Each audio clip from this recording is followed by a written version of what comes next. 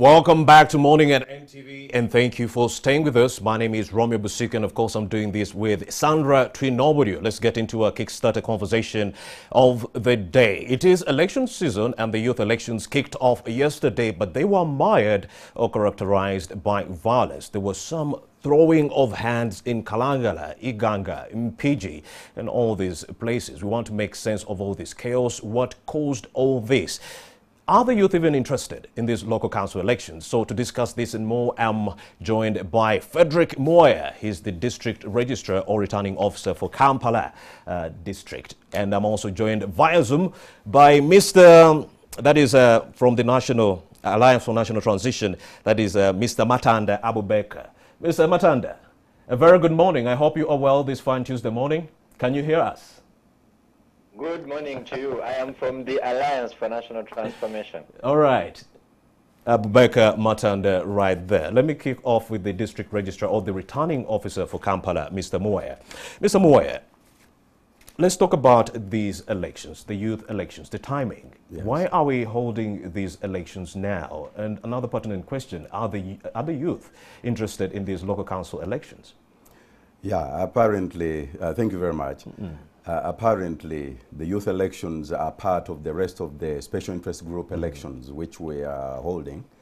It is the last at the tail end of the village elections we have been holding for special interest groups, having held on the 11th, the ones for older persons on the 13th, the elections for the persons with disabilities, and yesterday crowning it at the village level with the youth elections. Apparently, these elections of special interest groups eventually feed into the general election roadmap, whereby, for instance, the youth who are being elected today are going to continue moving to the next level, parish, sub-county, municipality division, city divisions, up to the district level and national level, where they will be able now to elect their respective members of parliament. So basically, that is the reason why these elections have to come as a precursor to the general election roadmap, which is already in the public domain.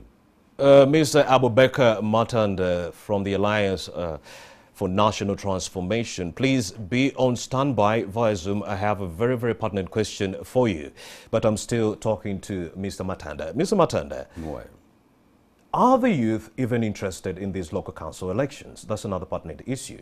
Before I go to Mr. Abubakar. I believe the level of interest, as seen yesterday, somehow overwhelmed us. In a way, I would answer it in one question: extremely interested. The youth are extremely interested in the elections, and you could see it in the passion with which they were involved in the activities yesterday, sometimes overly excited, sometimes overly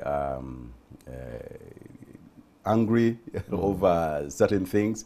But we believe that that all shows that they are. But would you call that excitement, Mr. Frederick? We saw young people show up at polling stations frustrated, saying that the polls were supposed to start early in the morning, but then they were extended at some point. They had gotten some free time from their bosses. They couldn't stretch that because the bosses would lose confidence in them. So there was that slow response from the youth towards this election, and the argument was the Electoral Commission did not sensitize the masses well enough. What do you make of that? Mr. Abubakar, I'm coming.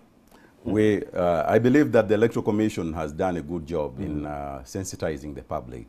We're using the available means, that is the digital platforms that we have, in order to make sure that the youth and the other groups get on board.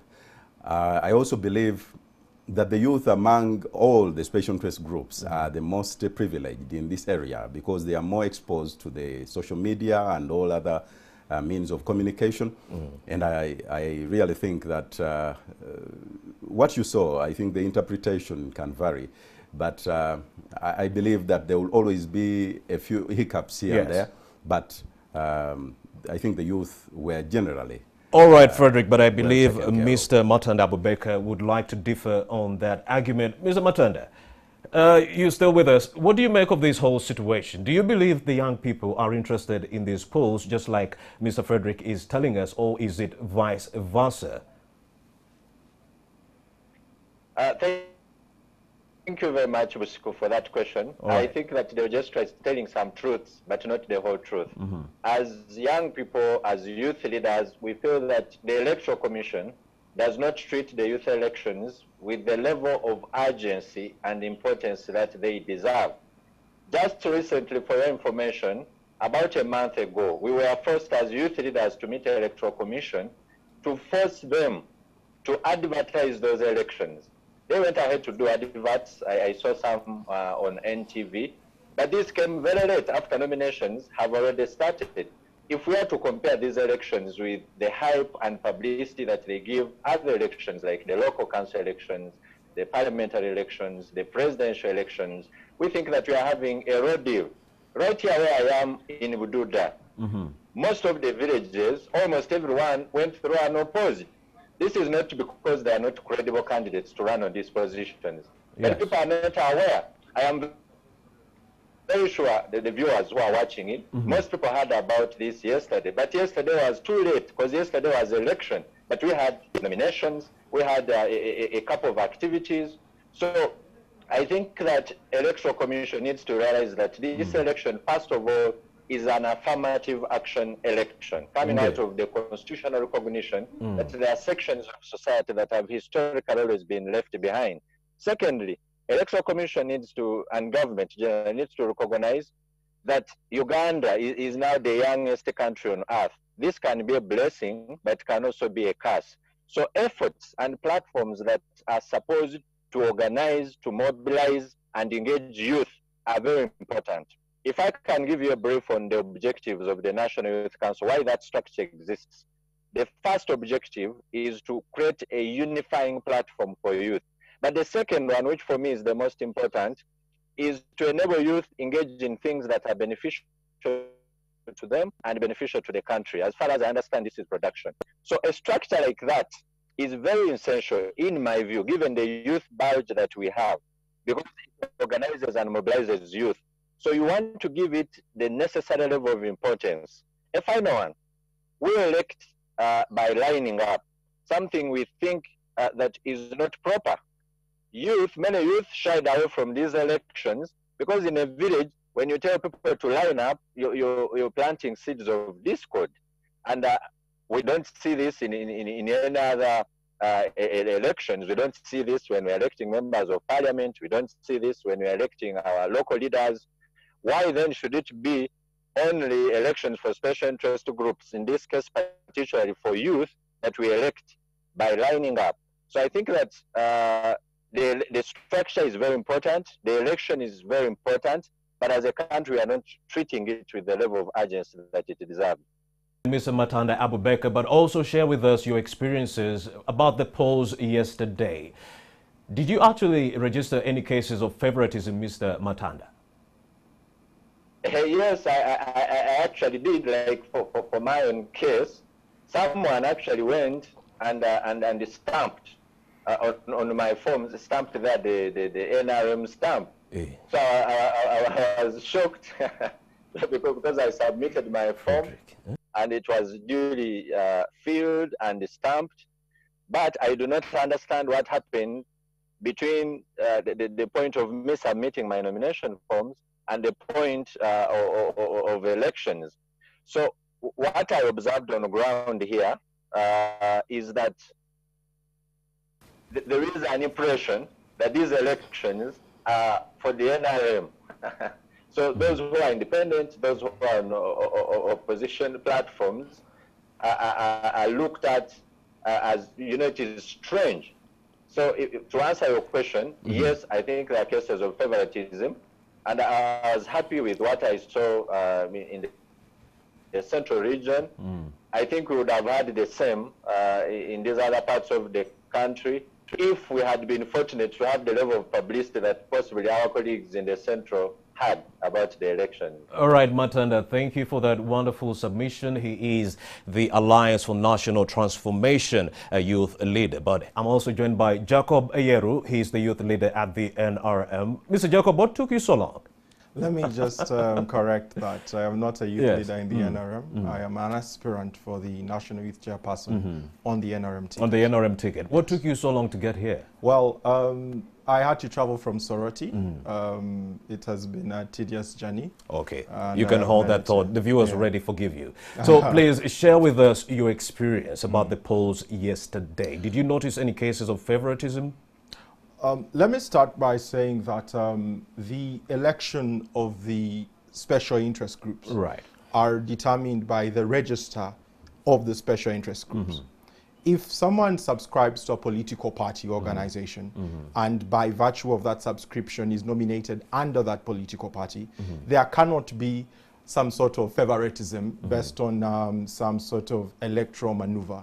Why? Because the register is of Ugandans, but the registration for participation is by political parties. So if a political party sponsors a candidate, then it is not possible for us to have any form of favoritism. What my brother Matanda is saying is, to say the least, very dishonest. He also agrees that in his district, Bududa, it was only because they largely had NRM winners that they expected that even in his village, where he was, I assume, unopposed, he was expected to be NRM. But of course, that must be from his history as an NRM cadre. Well, when you look at these polls, do they reflect where the future of youth participation in politics should actually be going? First and foremost, I need to congratulate those that participated. If you have a country that has a population demographic like Uganda's, very young, then young people participating in polls represents a progressive democracy in our country. Unless young people begin to participate in our democracy, we cannot say we have a participatory democracy, because young people still form the bulk of this country. Like what we saw yesterday, fewer young people participating. Exactly. So that is a recipe for disaster. No. The challenge then was on the mode of election. Go ahead. If the election is going to be held by lining up, you cannot have people line up for 8 hours of a day. The electoral time designated by the Electoral Commission was from the hours of 8 a.m. in the morning to 3 p.m. Even if I were very patient as to be praised for the same, I would not be able to line up for all those hours. So the designation of time for lining up was about a critical mass, or what we would call a quorum at the electoral venue. Quorum of lining up depends on necessity.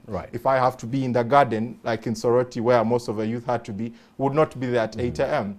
If they had to be in a formal job somewhere, they would not be there at 9 a.m. So finding quorum in the module or the modus operandi of lining up was a bit of a challenge. But young people showed resilience, and our turnout was pretty big. Perhaps I also need to report that in 70% of the country, only the NRM had candidates. In over 70% of the country, candidates were unopposed at the village level. So I must also commend the NRM party for being the only party that was able to field candidates where it matters, at the grassroots. Jacob Ayeru, he's vying for the NRM Youth Chairperson. You're trying to unseat Mr. Nasser, aren't you?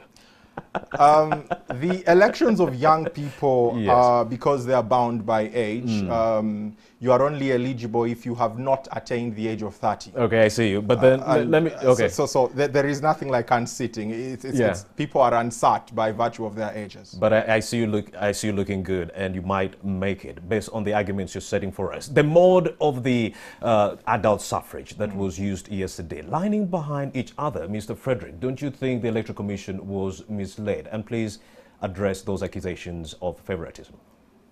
Thank you very much. The Electoral Commission only implements the law as the laws are made by Parliament. You can't advise? So basically, we have inputs in many of the laws that pass that are related with elections.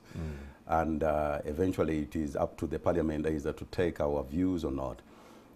Apparently, the decision to take this mode of election for the LC1 elections and the special interest group elections was in respect of, one, the cost at which these elections were going compared to the past of the country. But also how open and transparent the election would be, because there were so many complaints out of these elections when it was a secret approach. Right now, it is obvious to everybody that when we line up and an election is done, we know who the winner is. We actually know before the counting of the votes is done.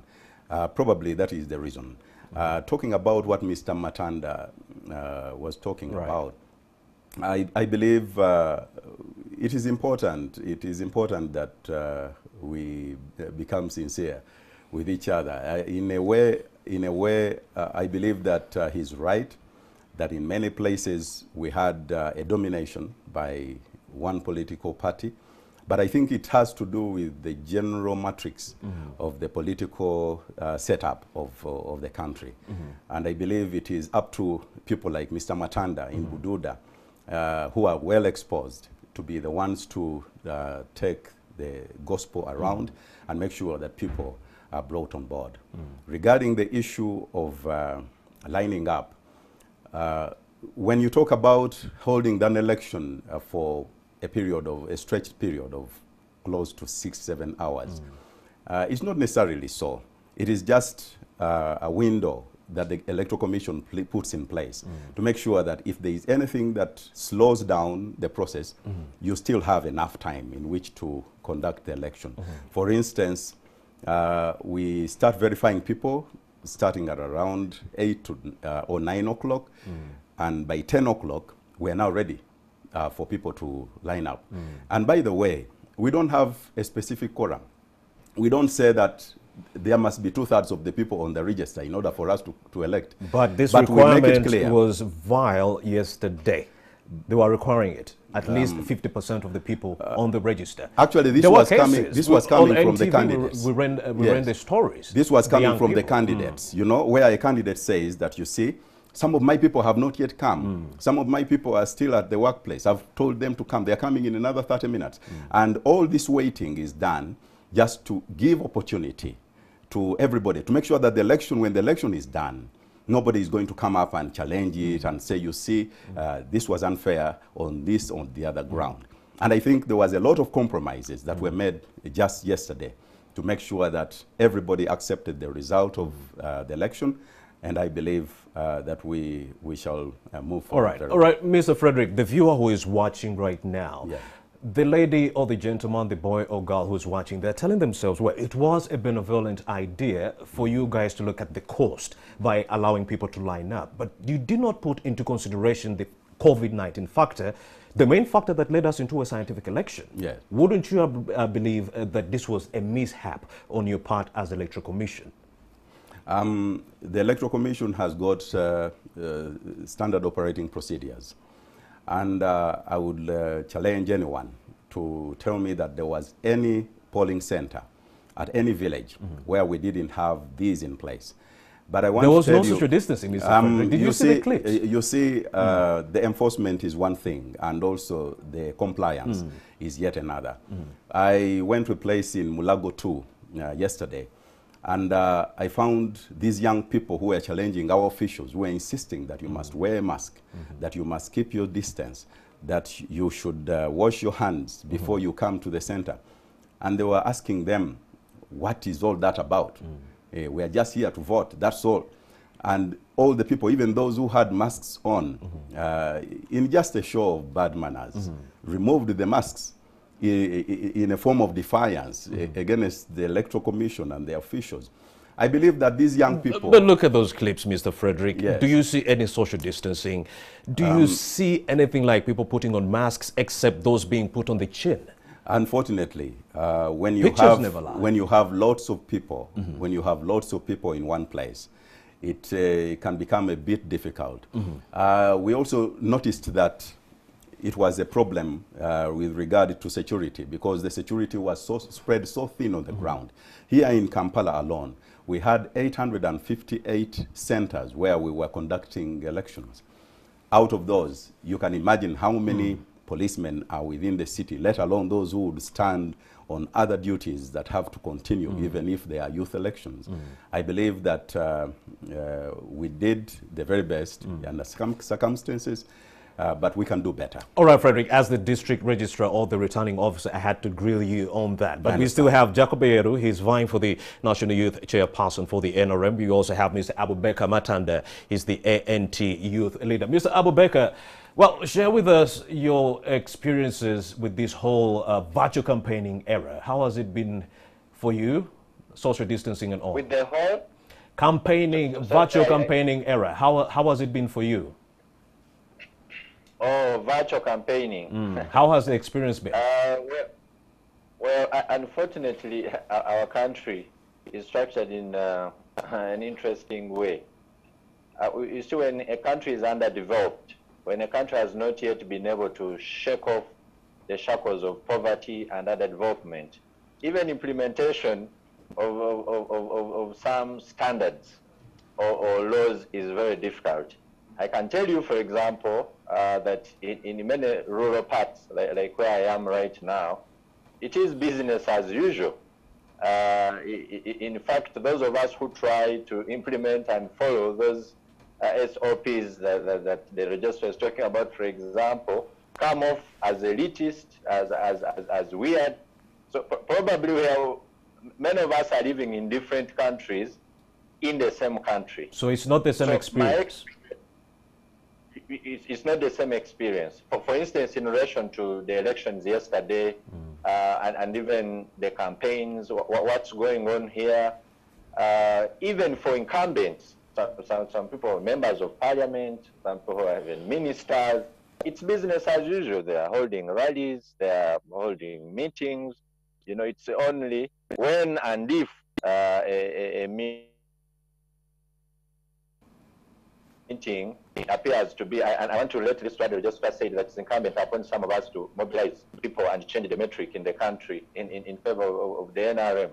But I can tell him that, you know, he speaks that on an assumption that there is a leveled ground and rule of law, but I can tell you it's not the case. So what's on paper isn't being reflected in real life. Precisely. But we should not lament. We have to go on. So the threat of COVID is real. And I think those of us who are in positions of leadership need to counsel and guide our people. But the biggest challenge on ground we are having now, like where I am, is the fact that the leaders, especially those in government, are not leading by example. So they are holding rallies, they are holding public meetings. So you're not sure whether what you're on is a fight that you are all in, or it's a fight that is just steeped against some of us.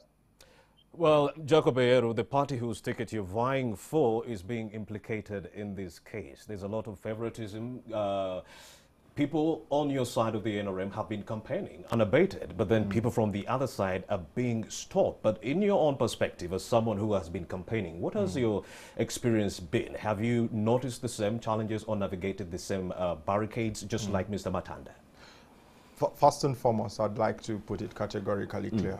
It's the NRM leadership that has been at the forefront of claiming the necessity to observe special operations. Even in the NRM party structure. But we saw a complete health minister. And I agree that there are cases of errantism or what we would call non-compliance. But we also need to agree that the chairman of our party, the president of this country, has been at the forefront. And the reason why we are under this situation of operation is because the chairman of that party has insisted on the way this country will deal with this pandemic. It is the reason why today we sit and even within the NRM lay blame to those that do not observe. I agree with Comrade Matanda on the necessity to differentiate what happens on ground and what we claim to happen or need for happening. What is true, however, is that compliance is based on local leadership. And this is also to speak to the nature of the outcome. Compliance is based on local leadership. Go exactly. Ahead. If local leadership does not help for compliance, the president cannot implement in Soroti, where I come from. The reason why some districts do not have high cases is because there is greater compliance. The structures of the state, the structures of government, the structures of each political party have to enforce that. The NRM at our Secretary General level, at our chairman level, have been at the forefront of advocating for that.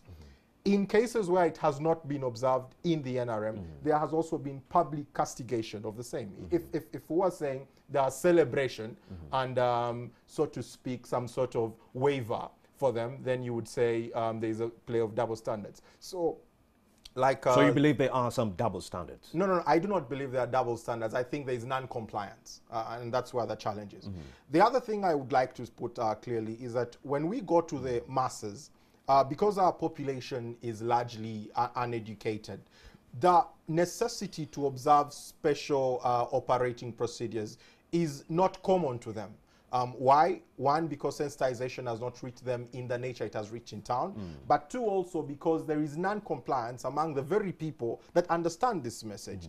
If Kampala people are shown on TV without compliance, then the person in Bududa, where my brother Matanda is privileged to come from, does not see the necessity, because they see the people that speak good English, that speak, that seem educated in Kampala, are not complying. Then how do I, in my village, think this is a serious matter? I think that leadership must be shown by those of us that have had the privilege to undertake an education and come to the forefront. Unless the ministers, unless those of us that have the privilege of sitting in studios like this call for those operationalizations, we're not going to have compliance. And I would also like to laud my dear Ugandans out there who have been adhering to the COVID-19 guidelines. 75% of the people in Kampala have been adhering to those guidelines. But if you go in rural areas, that number is at 20%. So Kampala and the rural areas, there is no contrast right there. The people in Kampala are adhering to the guidelines. We are only saying, please ramp up those efforts to ensure that everyone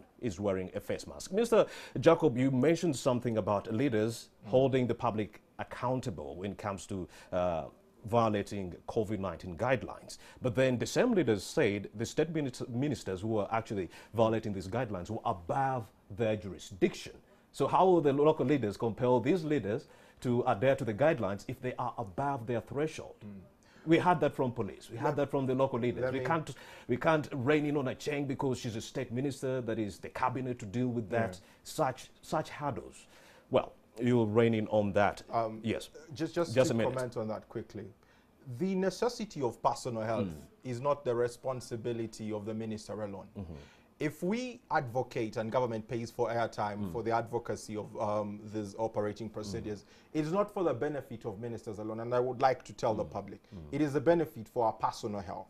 And if I, at my local level, require the minister or the RDC, or so to speak, the member of parliament, to help me understand the necessity on my personal health, then I am not responding responsibly. Active citizenry requires that we understand the message and the benefit for the citizens first, and we implement that at our level as duty charged by this constitution. All right. Mr. Frederick Moore, the Yes, young please. people who missed the election yesterday, do they have a chance to vote today? Yeah, today we are, for instance, in Kampala alone, we are conducting up to 48 elections in areas where, because of some misunderstandings or some misgivings, we could not conclude yesterday. I believe that by end of today, we will be back here celebrating that we have. And what measures have you concluded these instituted to ensure that yesterday's chaos doesn't replicate itself today? Really, what we have done, really what has happened is because we have concluded majority of the elections, now we shall have greater concentration of security to make sure that everybody who comes or turns up at those respective villages to conduct the elections will be well secured. In some of the cases, we have secured better locations because of so many elections yesterday. We couldn't squeeze in the good locations. So we are going into some gated properties where people can really be secure that they will not be attacked by hoodlums and good-for-nothing characters who, in many cases, came out and were just intent on making sure that a particular election doesn't take place because of their calculation of the number of people on the register. All right. Yeah. Mr. Matanda Abubakar, I believe you can still hear us. Nod your head if you can. All right, Mr. Matanda froze a bit right there. So, Jacob, what needs... Oh, Matanda, you're there? Can you hear me? Nod your head. Yes, Matanda Abubakar, he is the ANT youth leader. Matanda, we would like to know your views on what should be done to improve the electoral processes so that everyone can fully participate. In your view, as ANT, what needs to be done? Yes, I think two things are important. Number one, Electoral Commission and the whole state infrastructure needs to take this election a little bit more serious advertise it more, put it out there, engage the local leaders to do sensitization, just as they are mandated to do. But on the other hand, I want to bring the responsibility back to us as the leaders. Probably many people don't know about these elections because the structures have not been useful in the communities.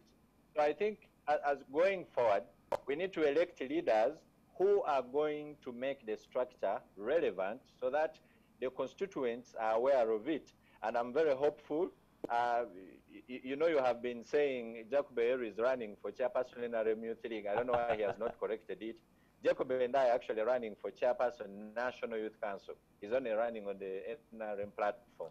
And I think, judging from our breed, I hope that we are able to bring vibrant leaders from across Uganda so that this structure is relevant to the youth. If the structure is relevant, by the time the election comes up, the interest will be higher. But if the structure is nowhere to be seen, then it becomes a problem. Secondly, it's about funding. Electoral Commission uses over 55 billion to organize this special interest group election. Unfortunately, a structure like the National Youth Council that runs from the village up to the national level is given only 900 million. Can you imagine? A paltry 900 million to run a structure from the national level to the village. There are 9 leaders in every village of this country, in every parish of this country, in every sub-county of this country. So that money is so little that it constrains the structure to only participate in elections and to only maybe organize and celebrate the International Youth Day. But other than that, have... All right, Matanda, in the interest of time, I think we can cut you off from there. Jacob Beyeru, I'm sure you came armed with a set of recommendations moving forward. Unload some of them. I'll start with a recommendation from my brother Matanda to be more updated. The National Youth Council is now funded to 2 billion and was approved for 5 billion. So in our tenure, we must make sure that arrives at about 10 billion per annum. But recommending to the Electoral Commission, I think that if you're going to designate lining up as the mode of election for special interest group or any other election therefore, you need to specify a reasonable amount of time. If we were going to line up for 1 hour, we would have a problem. We are not soldiers. So I think that the citizenry would need to know that the lining up itself will be from 10 to 11. Or verification is going to be from 8 to about 11. Then lining up itself will be perhaps an hour. That is easier. But I commend them on the democracy. There has long been the saying that there is a lot of rigging in this country. To a great extent, there is truth to that statement. But the lining up has also helped us understand the truth of the democracy, that even if there is rigging, there is great support for a particular political party, as evidenced in the villages. So I would love that if we get things that are democratically revealing, we celebrate them even the more. All right, Frederick Muwaya, lastly, in a minute also, help us understand what measures you plan to institute as the Electoral Commission to iron out most of the grievances aired out by Jacob Beyeru, Mr. Matanda right there on Zoom, and so many of the Ugandans who are concerned right now. Yeah, the Electoral Commission has been, ever since the end of the lockdown period, and up to today, is engaging the stakeholders in all these different categories.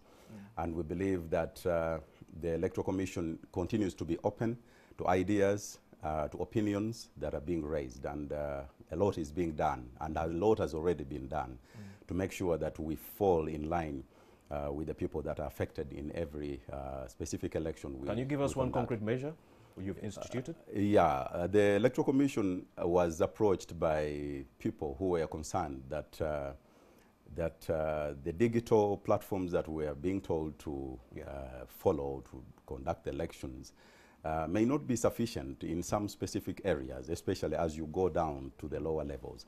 And the Electoral Commission has come up with a measure to make sure that they can have regulated smaller meetings and interactions for politicians, to make sure they can approach their agents and also small communities to conduct elections.